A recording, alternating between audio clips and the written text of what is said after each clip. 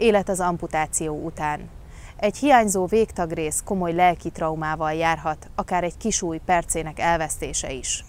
Ez a lelki trauma azonban csökkenthető, hogyha pótolható a hiányzó végtagrész, méghozzá úgy, hogy az eredeti funkcióját is visszanyerheti, ráadásul a megszólalásig hasonlít a régi végtaghoz.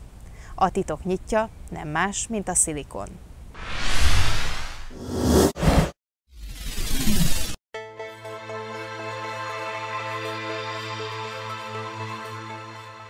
Az utolsó simításokat végzik ezen az új percen, amely megszólalásig hasonlít az eredetire.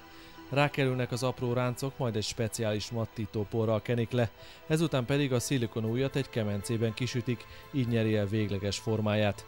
Ravasz Pál 10 éve készít szilikonprotéziseket, csak a szín kikeveréséhez használ gépet, egyébként kézzel dolgozik. A szilikonanyag azért tekinthető egy egyedi anyagnak, mert nagyon jól színezhető, bármilyen bőrszínt ki lehet belőle keverni, illetve viszonylag könnyű a megmunkálása, még nyers formában, és alakíthatósága. Ugyanakkor kiégetés után nagyszerűen megtartja a rugalmasságát, és egy teljesen bőrszerű tapintása van. Magyarországon évente 5000 amputációt végeznek, a betegek jó része azonban nem is tud arról, hogy nem kell végleg lemondani az elvesztett végtagjáról.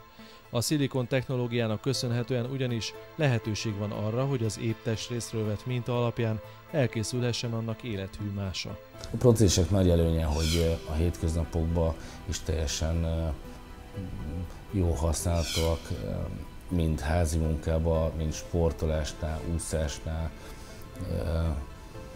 akár kertészkedésnél is funkciójában megfelelnek, tehát ezek vízállóak, viszonylag kopásállóak. Protézisek felhelyezése sem bonyolult, létezik ugyan hozzájuk ragasztó, de ezt nem minden esetben kell alkalmazni. Normál esetben az új protézisek vákuummal rögzülnek, ami annyit jelent, hogy felhelyezve a traumás végtagra a levegő kiszorul, és ezáltal egy vákuumot képez az eszköz és a traumás végtag között. A protézisek néhány helyben történt szakorvosi konzultáció és mintavétel után maximum 1 hónapon belül elkészülnek. Nem csak az életminőséget javítják, de a traumákat is segítenek átvészelni. Hogy a beteg egészségesnek érzi magát, nem ríg ki a többiek közül, részt tud venni azokban a közösségi nem csak feladatokban, hanem szórakozásban is, egyáltalán a közösség életében ugyanúgy tud részt venni, mintha ő teljesen egészséges lenne.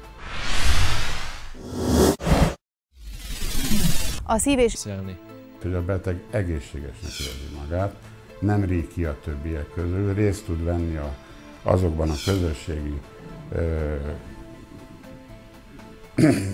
nem csak feladatokban, hanem szórakozásban is, egyáltalán a közösség életében ugyanúgy tud részt venni, mintha ő teljesen egészséges lenne.